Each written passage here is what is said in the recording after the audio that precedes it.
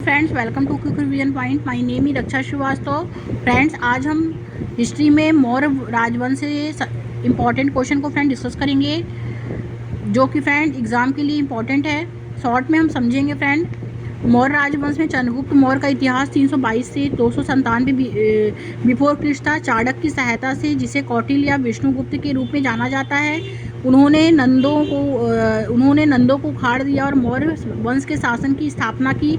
एक विशाल साम्राज्य का निर्माण, जिसमें न केवल बिहार और बंगाल के अच्छे भाग शामिल थे, बल्कि पश्चिमी और उत्तर पश्चिमी भाग और दक्कन भी शामिल थे।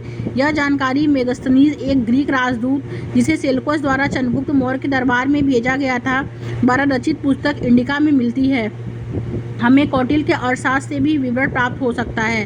चंद्रगुप्त ने जैन धर्म को अपनाया और भद्रबाहु के साथ स्वर्ण मैसूर के पास गए, जहां धीरे धीरे भूख के कारण उनकी मृत्यु हो गई। ओके, आगे देखेंगे बिंदुसार का इतिहास 297 से 273 बिफोर क्रिस्ट।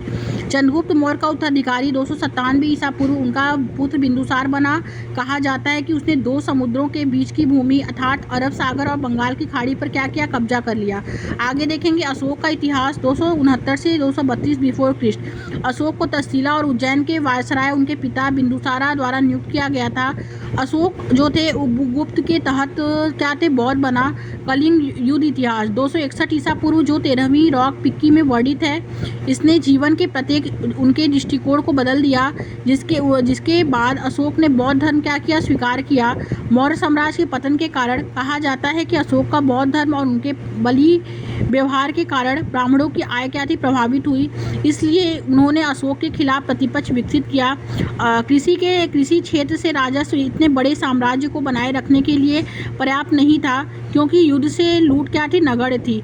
अशोक के उत्तराधिकारी इतने बड़े केंद्रीकृत साम्राज्य को एकजुट रखने के लिए बहुत कमजोर थे। और 185 ईसा पूर्व में पुष्यमित्र संगु सेनाध्यक्ष ने अंतिम मौर्य शासक बृहदस की हत्या कर दी, जिससे मगध में संगु राजवंश का उदय हुआ। आगे देखेंगे भारत में संगम युग। चोलों का इतिहास। इस राजवंश को चोलमांडलम या कोरोमंडलम कहा जाता था। मुख्य केंद्र उरियूर था, जो कपास के व्यापार के लिए प्रसिद्ध था। पूंजी कवेरीपट्टनम पूहर थी। एलोरा नामक एक चोल राजा ने श्रीलंका पर विजय प्राप्त की और 50 वर्षों तक शासन किया। और करिकला उनके प्रसिद्ध शासक थे। धन का मुख्य स्रोत सूती कपड़े का व्यापार था। उन्होंने एक कुशल नौसेना बनाए रखी थी। आगे देखेंगे, आगे है फ्रेंड गुप्त राजवंश। गुप्त साम्राज्य भारत का स्वर्णयुग कहा जाता है। कुषाण साम्राज्य के खंडहर पर एक नौ साम्राज्य क्या हुआ, उभर कर आया, जिसने कुषाणों और सातवाहन दोनों के पूर्व सत्ता के अच्छे भागों पर अपने मार्ग बनाया। राजवंश के पहले दो राजा श्रीगुप्त और घटोत्कच थे। ओके, चंद्रगुप्त प्रथम AD 319 से 335 गुप्त राजवंश के पहले महत्वपूर्ण शासक थे। 319 से 320 ईस्वी में गुप्त युग आरंभ किया। उसने नेपाल की लक्ष्मी कबीले की राजकुमारी कुमार देवी से विवाह करके अपनी शक्ति और प्रतिष्ठा को बढ़ाया। उसने महाराजा धीराज का खिताब अर्जित किया। लक्ष्मी राष्ट्र के सिक्कों में अपनी रानी का संयुक्त नाम अंकित कराया।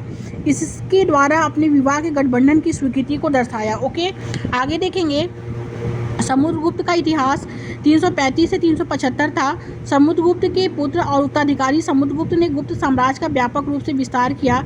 और समुद्रगुप्त युद्ध और विजय की नीति में विश्वास करता था, और उनकी बहादुरी और जनशक्ति के कारण उन्हें भारत के नेपोलियन इतिहासकार BA स्मिथ द्वारा कहा जाता है। ओके, अब बात करेंगे चंद्रगुप्त सेकंड का इतिहास 380 AD से 413। समुद्रगुप्त का उत्तराधिकारी रामगुप्त था, लेकिन चंद्रगुप्त द्वितीय ने उनकी हत्या कर दी और उनकी रानी ध्रुवदेवी से विवाह कर ली। ओके, वह चांदी के सिक्के जारी करने वाला पहला शासक था। इसके अलावा उसने तांबे के सिक्के को भी जारी किया।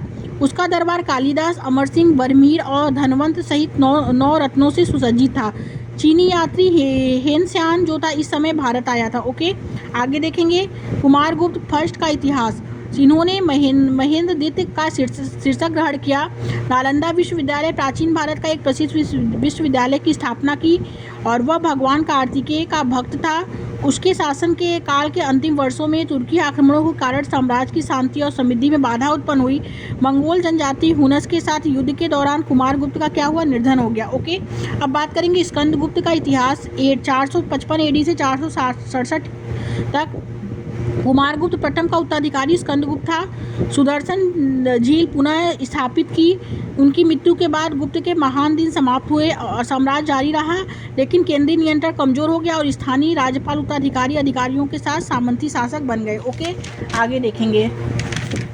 आगे है फ्रेंड इसमें कि भारत में गुप्त साहित्य जो है, फर्स्ट कालिदास महान संस्कृत नाटककार इस अवधि के थे।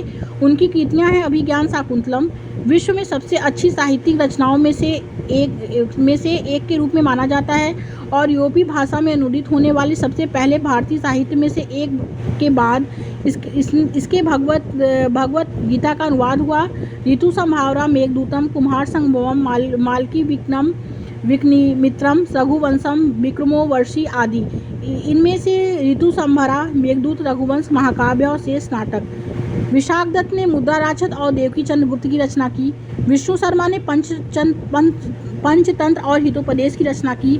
गुप्त अवधि में पाणिनि और पतंजलि पर आधारित संस्कृत व्याकरण का विकास भी देखा गया। रामायण और महाभारत लगभग 4वीं शताब्दी ईस्वी द्वारा पूरा हो गया। ओके, आगे देखेंगे। अगला है फ्रेंड अन्य राजवंश शासक, 7वीं शताब्दी से 12वीं शताब्दी। हर्षवर्धन का इतिहास पुष्पभूति परिवार और प्रभाकर वर्धन के पुत्र से संबंधित है और मूल रूप से थानेश्वर का था, लेकिन कन्नौज में स्थानांतरित हो गया। हर्ष की मृत्यु के बाद कन्नौज को हर्ष के उत्तराधिकारियों से प्रतिष्ठित किया गया और चीनी तीर्थयात्री हेनसांग ने इसके शासन के दौरान भ्रमण किया। हर्ष ने स्वयं 3 नाटक, प्रियदर्शिका, रत्नावली और नागानंद की रचना की।